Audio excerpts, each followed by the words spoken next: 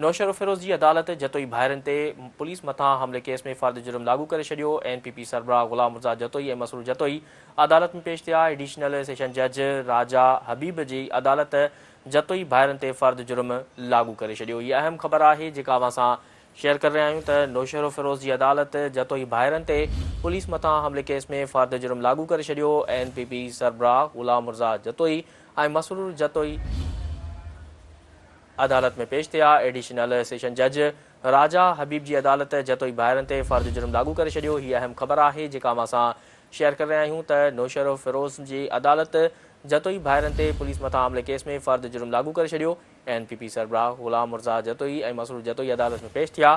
Additional session जज जी राजा हबीब जी अदालत जतोई भाइरनि ते फ़र्द जुर्म लागू करे छॾियो आहे। अवां खे आगाह कर रहे आहियूं अहम ख़बर जे हवाले सां त नौशर फिरोज़ जी अदालत जतोई भाइरनि ते पुलिस मथां हमले केस में फ़र्द जुर्म लागू करे छॾियो।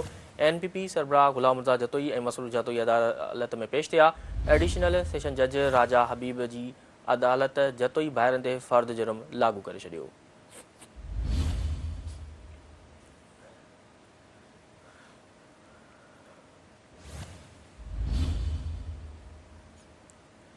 नौशर फिरोज़ जी अदालत जतोई भाइरनि ते पुलिस मथां हमले केस में फ़र्द जुर्म लागू करे छॾियो।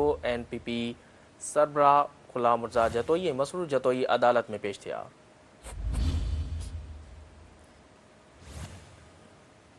एडिशनल सेशन जज राजा हबीब जी अदालत जतोई भाइरनि ते फ़र्द जुर्म लागू करे छॾियो। हीअ अहम ख़बर आहे जेका असां शेयर कर रहे आहियूं त नौशर फिरोज़ जी अदालत जतोई भाइरनि ते पुलिस मथां हमले केस में फ़र्द जुर्म लागू करे छॾियो।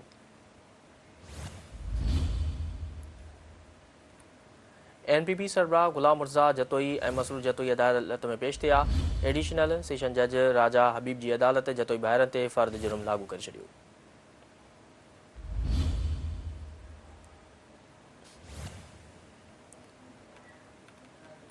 वधीक तफ़सील मालूम कंदासीं। टेलीफोन ते मौजूदु आहे नौशर फिरोज़ खान, सिंध TV जी रिपोर्टर राणा शेर मोहम्मद। जी राणा शेर मोहम्मद, नौशर फिरोज़ जी अदालत जतोई भाइरनि ते पुलिस मथां हमले केस में फ़र्द जुर्म लागू करे छॾियो आहे। वधीक तफ़सील हिन वटि आगाह कजो।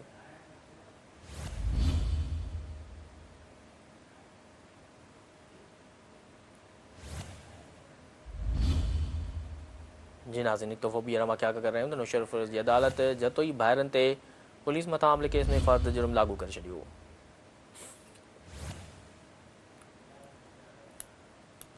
NPP सरबराह गुलाम मुर्तज़ा जतोई ऐं मसरूर जतोई अदालत में पेश थिया। एडिशनल सेशन जज राजा हबीब जी अदालत जतोई भाइरनि ते फ़र्द जुर्म लागू करे छॾियो।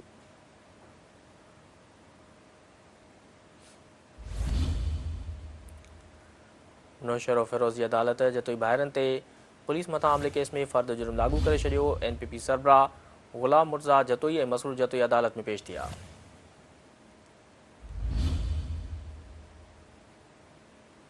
एडिशनल सेशन जज राजा हबीब जी अदालत जतोई भाइरनि ते फ़र्द जुर्म लागू करे छॾियो।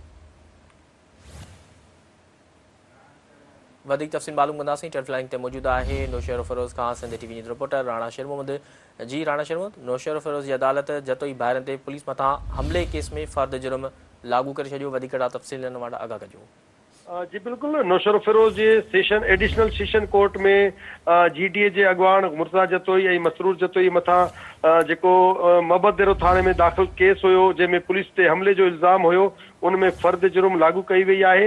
एडिशनल सेशन जज राजा हबीब जी अदालत में जतोई भाइर तारीख़ ते पेशीअ ते पहुता हुआ। इन मौक़े ते उन्हनि जे मथां जेका आहे फ़र्द जुर्म लागू कई वई त उन्हनि इनकार कयो वियो पारां इनकार कयो वियो ऐं इनकार करण खां पोइ जेको आहे 11 जुलाई ताईं ॿुधणी जेका आहे मुलतवी कई वई आहे। मां तव्हांखे ॿुधायां त नौशर फिरोज़ जी हिन अदालत में जेको हीउ केस हली रहियो आहे एडिशनल सेशन जज जी अदालत में त मोहब्बत जतोई जे थाणे जी हद में हिकिड़ो पुलिस सां मुक़ाबिलो थियो हो ॾारनि जो, उन में चुर्च जो इल्ज़ाम जेको आहे हिननि जतोई भाइरनि जे मथां लॻायो वियो हो, जंहिंजो हाई कोर्ट पारां पिणु जेको आहे नोटिस वरितो वियो हो। पर पोइ जेको आहे पुलिस अदालत खे इजाज़त वठी पोइ इहो केस जेको आहे चालान करे छॾियो, जंहिंमें अॼु चार्ज फ्रेम कयो वियो आहे। ऐं मुर्तज़ा जतोई मसरूर जतोई ते चुर्च जो जेको इल्ज़ाम आहे इन में ई ॿुधणीअ ते अॼु नौशर फिरोज़ आया हुआ। ऐं हिन वक़्तु नौशर फिरोज़ में जेके बि एडिशनल सेशन जज ऐं ATC कोर्ट में जतोई भाइरनि जूं ॿुधणियूं जारी आहिनि। ऐं हींअर जेका ॿी ॿुधणी थींदी उहा 5 जुलाई ते थींदी, ॿी 8 ते थींदी, टी 11 ऐं 12 ते बि रखियल आहिनि। त मुसलसल जतोई ॿाहिरि जेके आहिनि अदालतुनि में तारीख़ुनि ते अची रहिया आहिनि। जी ठीकु आहे, राणा शर्मा तफ़सील ॾियण लाइ वॾी महिरबानी।